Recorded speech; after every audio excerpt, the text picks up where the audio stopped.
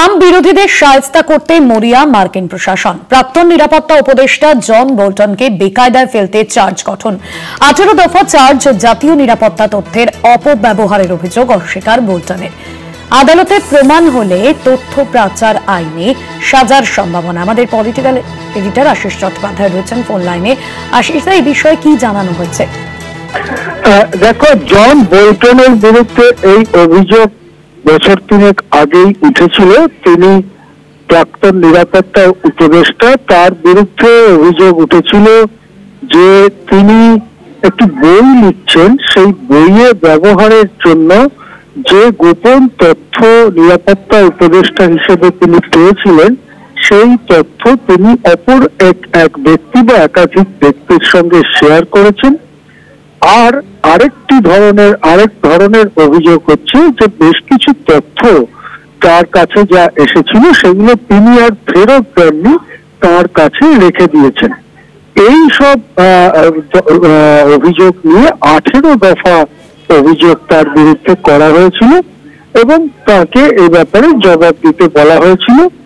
Bolton এই সমস্ত অভিযোগ স্পষ্টভাবে অস্বীকার করেন এবং একটা ঢিমে তালে মামলা চলছিল, যে মামলাতে শেষ পর্যন্ত কোনো পরিণতি হবে কিনা সেটার ব্যাপারে যথেষ্ট সন্দেহ ছিল।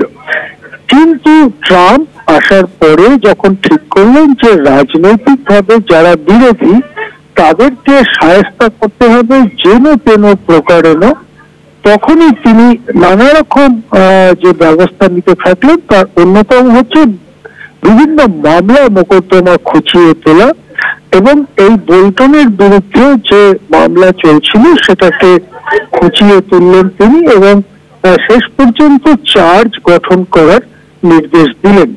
চার্জ গঠন করা হলে মামলা ট্রায়াল শুরু হবে এবং সেটা একটা খুবই সেন্সিটিভ বলা যেতে পারে এবং রহস্য রোমাঞ্চ সিরিজের মতো ব্যাপার হবে।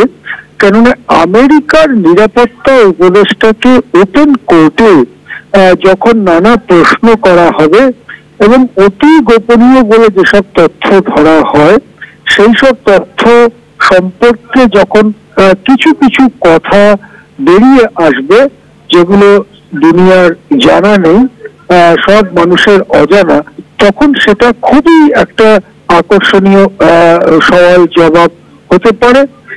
কিন্তু ট্রাম্প যেটা চাইছেন বোল্টনকে শায়েস্তা করতে এবং যে গোয়েন্দা তথ্য পাচার আইনে তাকে অভিযুক্ত করা হয়েছে, সেই আইনে যদি শেষ পর্যন্ত সাজা হয় তাহলে 10 বছর পর্যন্ত কারাবাস হতে পারে জন বোল্টনের এবং সেটা হবে মার্কিন যুক্তরাষ্ট্রের ইতিহাসে একেবারে নজির সৃষ্টিকারী ঘটনা। এই চার্জ গঠিত হওয়ার পরে নভেম্বরের 21 তারিখে আবার মামলাটি উঠবে। বোল্টন যদিও এখনো পর্যন্ত তীব্র ভাষায় তার বিরুদ্ধে ওঠা সব অভিযোগ অস্বীকার করেছেন, কিন্তু রাজনৈতিকভাবে বিরোধীদের শায়েস্তা করতে ট্রাম্প যেরকম মরিয়া, তাতে ট্রাম্পের হাতে যতটুকু আছে প্রশাসন ইত্যাদি, সেই সমস্ত কিছু কাজে লাগিয়ে বোল্টনকে জেলের ভাত খাইয়ে ছাড়বেন এইরকমই মনে হচ্ছে ট্রাম্পের কার্যকলাপ থেকে। এখন আমাদের অপেক্ষা করতে হবে 21শে নভেম্বর পরবর্তী কি হয় আদালতে তার জন্য। ধন্যবাদ আশিস দা।